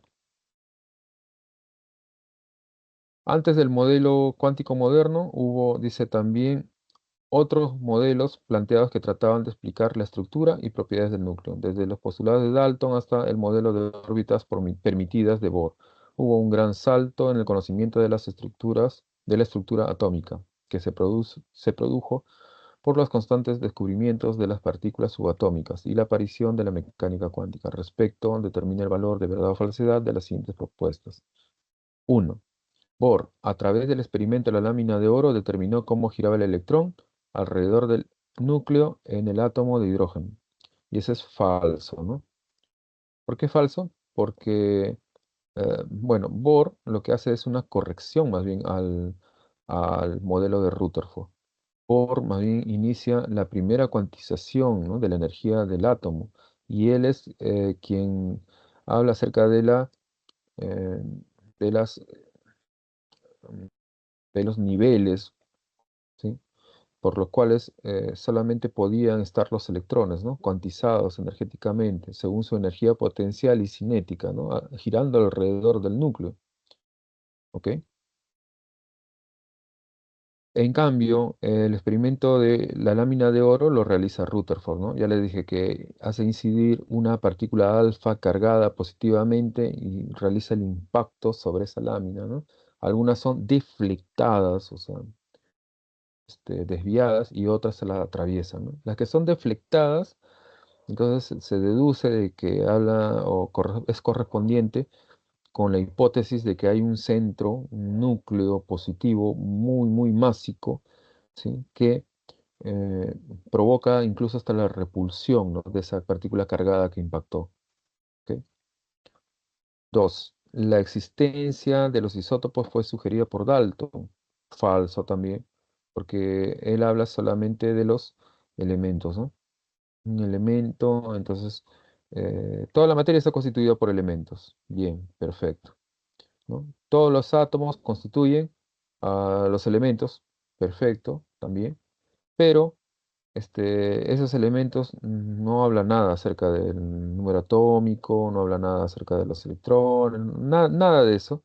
Solamente habla de una esfera maciza, como el átomo, ¿no? El átomo es idéntico para un mismo elemento, ¿no?, que está compuesto de átomos, entonces tienen propiedades idénticas, ¿no? Todos esos átomos son idénticos, ¿no? No hay diferencias entre ellos de isótopos ni nada por el estilo.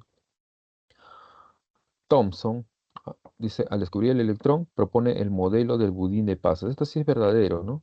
Sí, es verdadero. Bueno, pero en principio lo que hace es descubre el electrón como fenómeno, cualitativamente, ¿no? Pero luego cuantitativamente él solamente llega hasta la relación carga-masa, nada más. ¿Sí? Amplíenlo, amplíenlo, es bonita esa lectura. La respuesta es la C para la uno. La 2, el modelo atómico actual es el modelo cuántico que describe a los electrones configurados en orbitales en lugar de órbitas definidas, ¿no? En lugar de órbitas definidas. Ya les dije, no hay que confundir, ¿no? Orbitales para el modelo atómico de Schrödinger, ¿sí? O Schrödinger, como quieran llamarlo, y el de órbitas definidas, ¿no? Para Bohr, ¿sí? Para Bohr. ¿Sí? Este modelo, dice, se basa, ¿sí? En principios de la mecánica cuántica y la dualidad onda-partícula. Se refieren al modelo atómico actual, ¿no? Entonces, lean, por favor. Todo esto se inicia, ¿no? Con la catástrofe del cuerpo negro, así se llama, ¿no? Y después también con,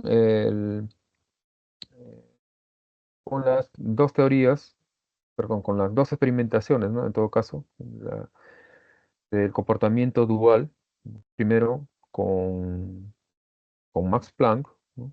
Con los llamados cuanta, ¿sí? Después viene eh, Albert Einstein, y luego viene eh, las ondas duales de materia-energía de quién? De Broglie. Y después de Broglie es que viene toda esta cascada, ¿no?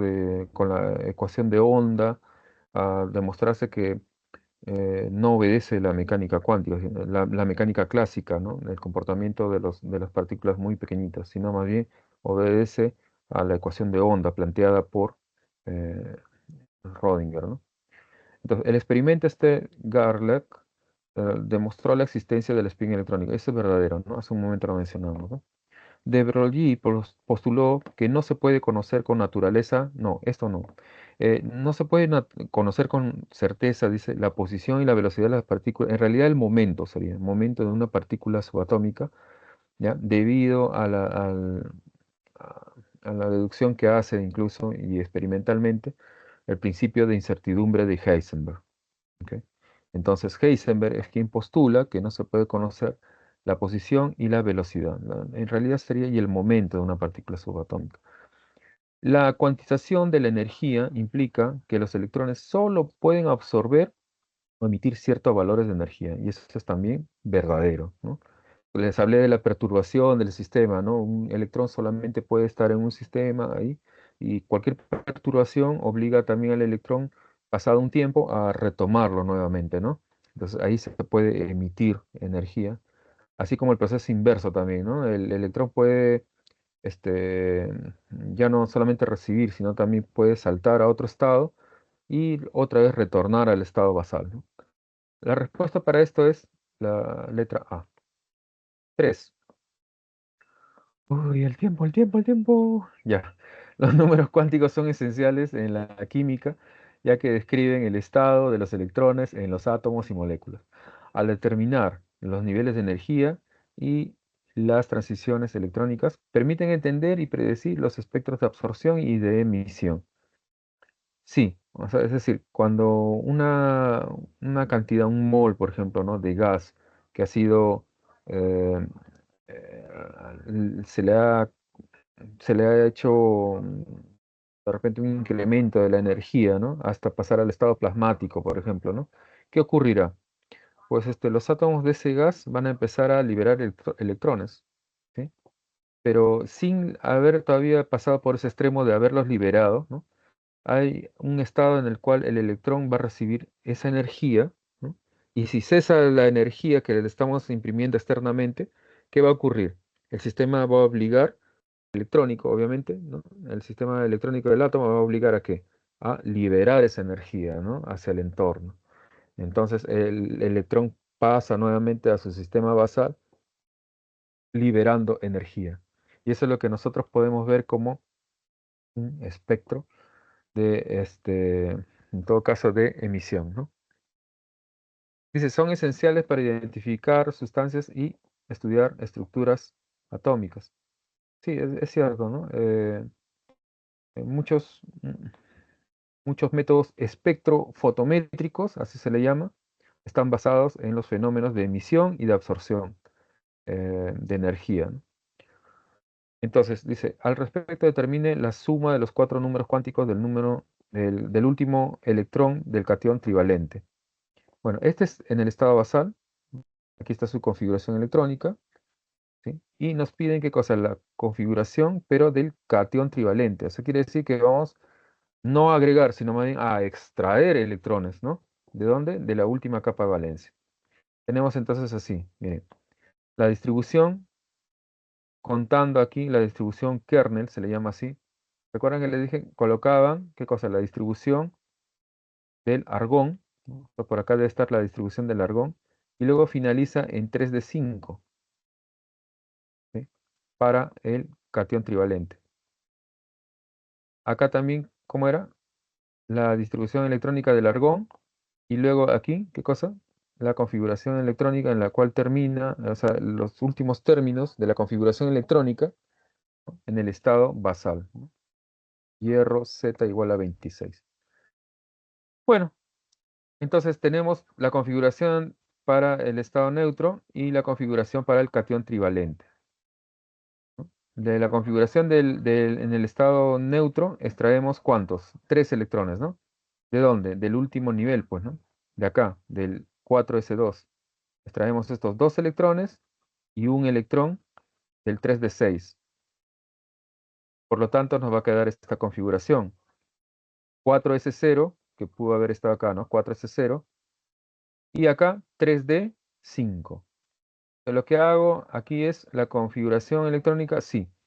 Pero acá, en esta parte que estoy acá, a ver si funciona esto. Ajá,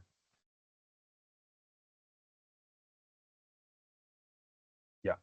Aquí, en esta parte, ¿sí? ¿Qué va a ocurrir? Voy a distribuir justamente estos 5 electrones, ¿ya? En el orbital, en el subnivel D. Fíjense que va desde -2 hacia +2. -2, -1, 0, +1 y 2. Y hacia arriba los espines agotando el principio de máxima multiplicidad, ¿no? O de Hahn. Son 5. 1, 2, 3, 4 y 5. ¿Y qué nos pide? Justamente la configuración electrónica de este último electrón. De este último electrón, ¿no? Entonces, veamos. ¿Cómo sería esto? Miren, toman n igual a 3, ¿no?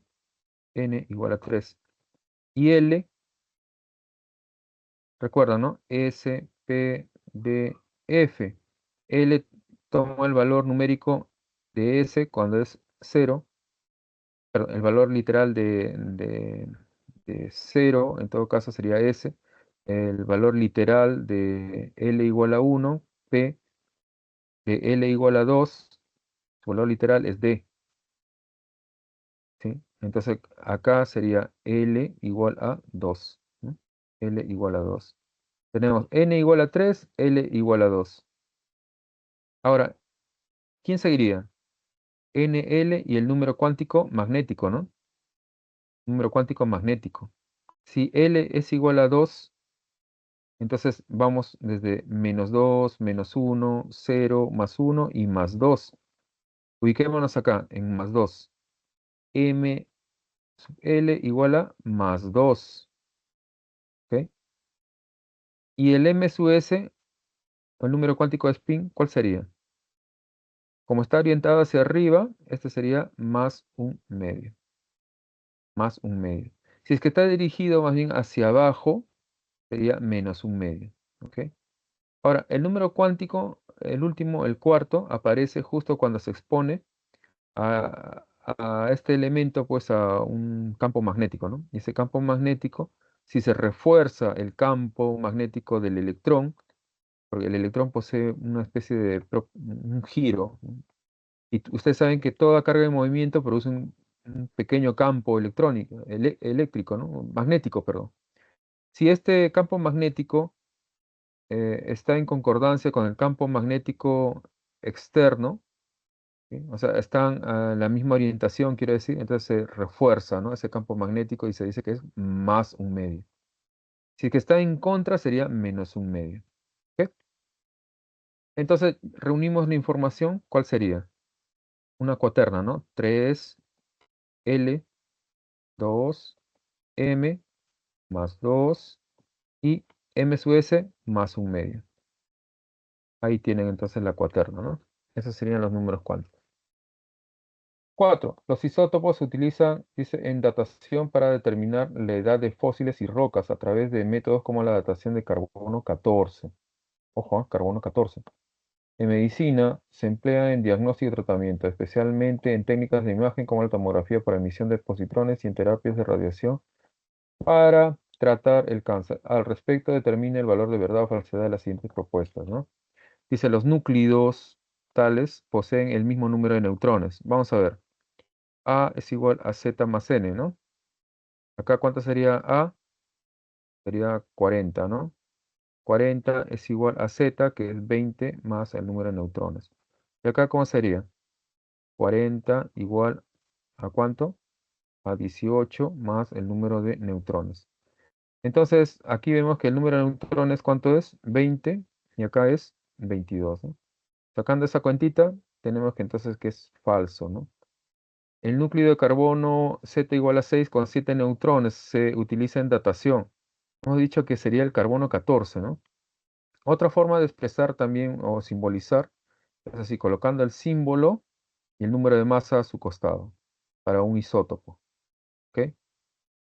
Es otra forma de simbolizar también, ¿no? Para un número de masa 14 igual a Z, que es 6, más N.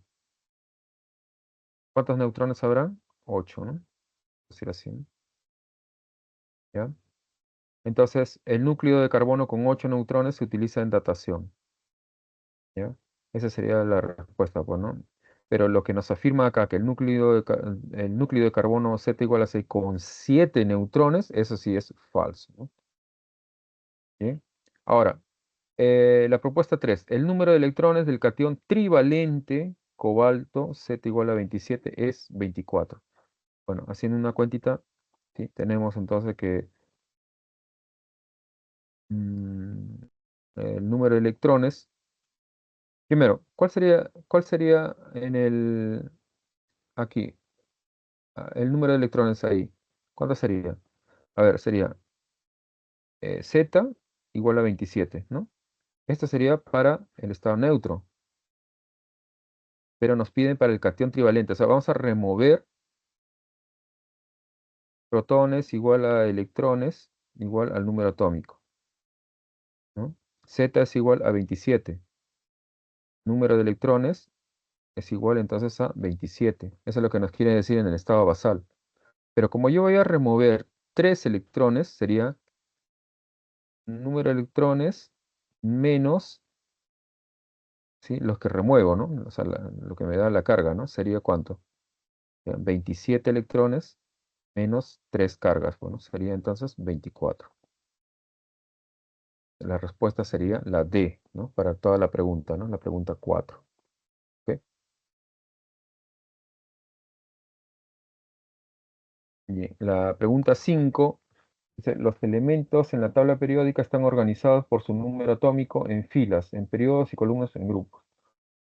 Los grupos contienen elementos con propiedades químicas similares debido a la misma cantidad de electrones de valencia, en tanto que los periodos indican el número de niveles de energía. Para ubicarlos, hay que recurrir a su configuración electrónica. Al respecto, determina el valor de verdad o falsedad de las siguientes propuestas. Dice, los elementos que terminan su configuración electrónica en P5 se les llama calcógenos. ¿Sí?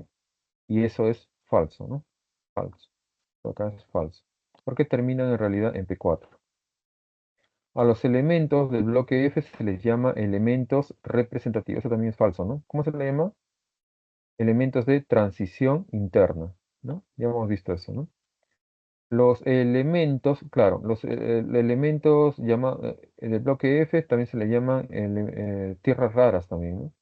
Y sus elementos cabeceras, ¿cuáles son? El antánido y el actinio. Por eso se le llama, a un grupo se le llama, ¿no? Lantánidos y al otro se le llama actínidos, ¿no? Pero ambos constituyen el bloque F. Los lantánidos y los actínidos constituyen el bloque F. Entonces, eso sería, ¿qué cosa sería? Falso también, ¿no? Según como está afirmado acá en la propuesta 2. 3. Los elementos que terminan su configuración electrónica en S1 se ubican a la izquierda de la tabla periódica. Eso es al ojo, ¿no? Esos serían los alcalinos, ¿no? Estamos hablando de quién, de litio, sodio, potasio, rubidio, cesio y francio, ¿no? Entonces la respuesta es la D. 6. La tabla periódica ha evolucionado desde la clasificación inicial de elementos por Lavoisier en 1789, ¿no? Revolución Francesa, ¿no? Pasando por las triadas de Dobreiner, ¿no? Hasta la tabla de Mendeleev en 1869 y posteriormente la tabla periódica moderna tal como la conocemos. Al respecto, determina el valor de verdad o falsedad de las siguientes propuestas. Bueno, sucede que esto es un poco de historia de la tabla periódica, ¿no? Y la verdad que no nos alcanza mucho el tiempo, pero sí puedo decirles que eh, hasta Mendeleev incluso, ¿sí? Todos los tratamientos eran en función de su masa, ¿no? En función de su masa. Ahora, podría ser de que de repente, por ahí, tratados en forma de A3, ¿no?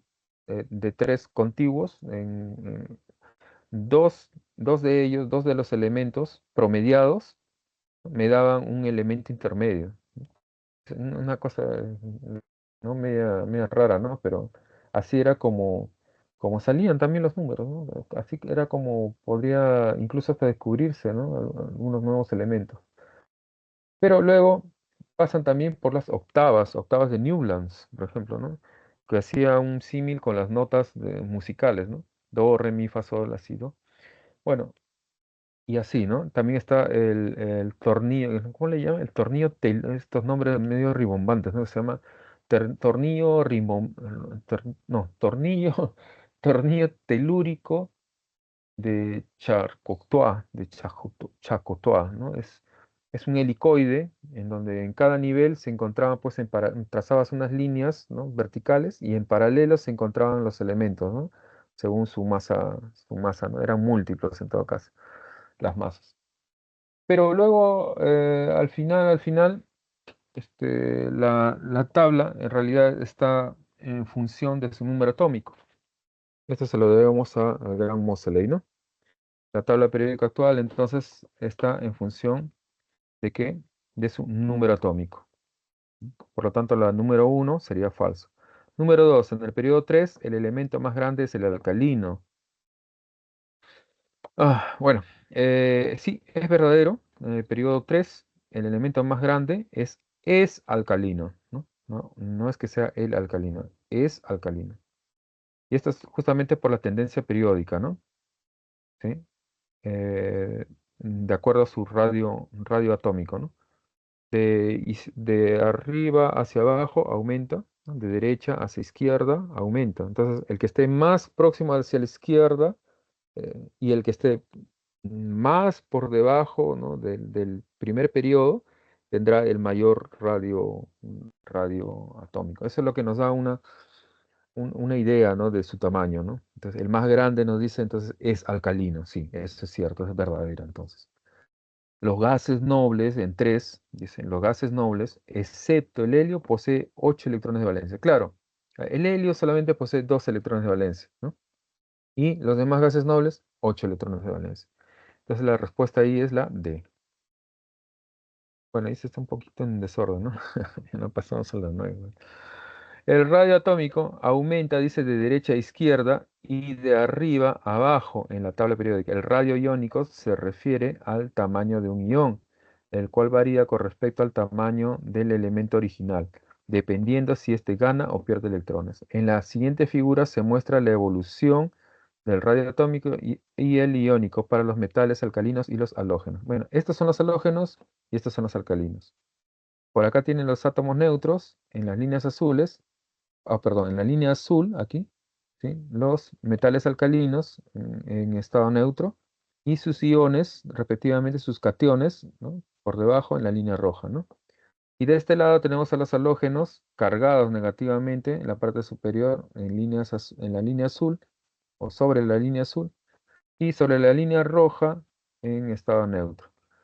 ¿Quiénes son las ordenadas? El radio en picómetros y quiénes son las abscisas en número atómico, ¿no? Número atómico. Bien, para ambos dice comparando, haciendo una comparación, ¿qué va a ocurrir? Al convertirse en cation, el litio disminuye su radio en 100 picómetros. Vamos a ver, el litio, ¿dónde está el litio? Acá está el litio, ¿sí? Dice, al convertirse en cation, o sea, que se convierte acá, ¿no? ¿Qué pasó? Disminuyó su radio, ¿no? ¿En cuánto más o menos aproximadamente? En 100, ¿no? En 100 picómetros. Entonces, al convertirse en cation, el litio disminuye su radio en 100 picómetros. ¿Cómo es eso? Verdadero, ¿ya? Luego la 2. Dice, en el compuesto formado por cesio, cation y flúor, anión, ¿dónde están? A ver, acá en los halógenos está el flúor, anión, ¿no? Y el cesio, cation, ¿no? Ya, dice, el fluoruro, dice, es el ion más grande. El fluoruro no es el ion más grande, ¿no? El fluoruro es el ion más bien más pequeño, ¿no? En comparación con el cesio, ¿no? El cesio está por sobre los 150 picómetros, mientras que el flúor está por debajo de esos 150 picómetros. Entonces, ¿qué es? Falso, ¿no? El ion cesio más es más grande que el litio elemental. El cesio, ¿no? Positivo es más grande, dice que el litio elemental. Más grande que el litio elemental. ¿Y cómo será eso? Verdadero, pues, ¿no? Es más grande que el litio elemental. Entonces, la respuesta es la B. Bien, en este último problema, ¿ya? Vamos a seleccionar lo siguiente. Dice,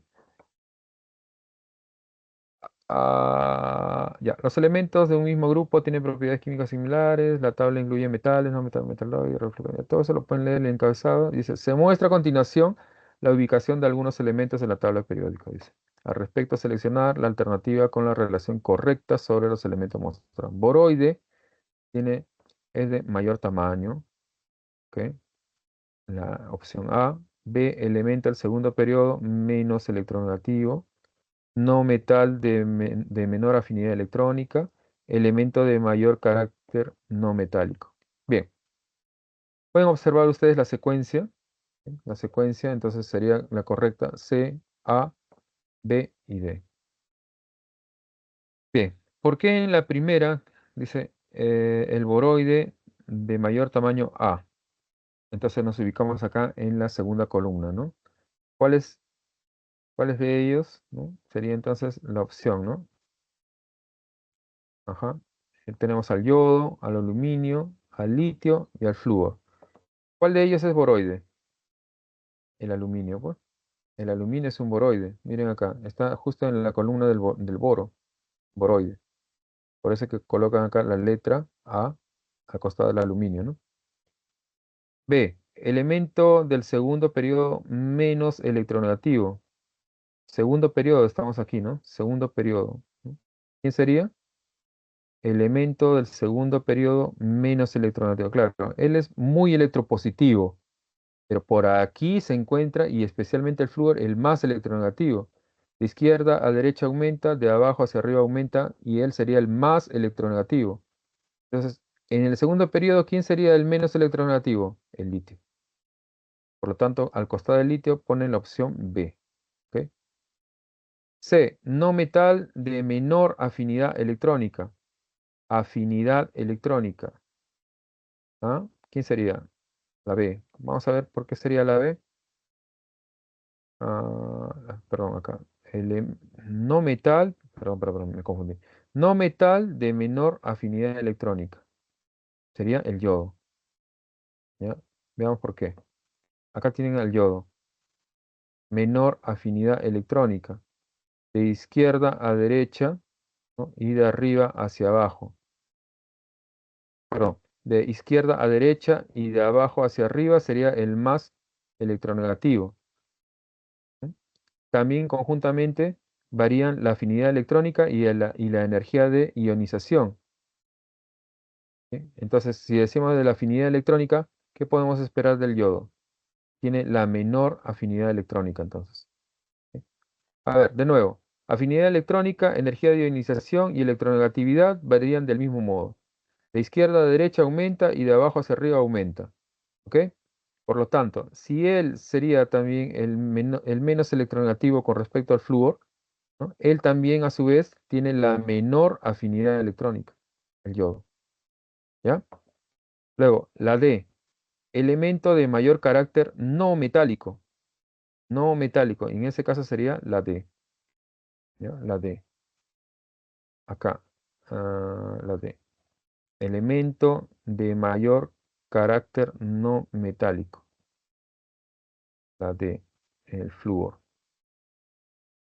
Claro, porque a mayor electronegatividad, mayor afinidad electrónica, mayor energía de ionización, entonces este es el que tiene mayor carácter no metálico, pues, ¿no? Es el que exhibe las propiedades más acentuadas de ser un no metal. Por lo tanto, la respuesta es la E. Bueno, chicos, con todo esto, les agradezco, muchas gracias y disculpen, soy un comelón, me comí su recreo, pero la próxima, por favor, tengan en cuenta que antes debieron haber leído también la guía, ¿no? Para poder hacer un poquito más rápido, ¿ya? Entonces, chicos, permítanme, por favor, un momentito, tomar la captura de pantalla respectivamente, ¿ok? Con esto después ya los libero, ¿sí? Un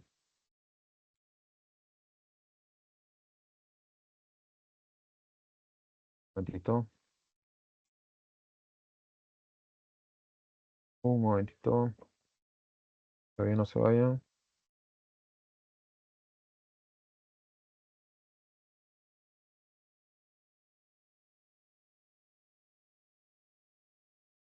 todavía no se vayan, no se vayan, no se vayan todavía, por favor, necesitamos una captura de pantalla. Ajá. Bueno, chicos, les agradezco entonces la sesión de hoy día y bueno, que tengan una buena mañana. Listo, nos vemos. Hasta pronto. Muchas gracias.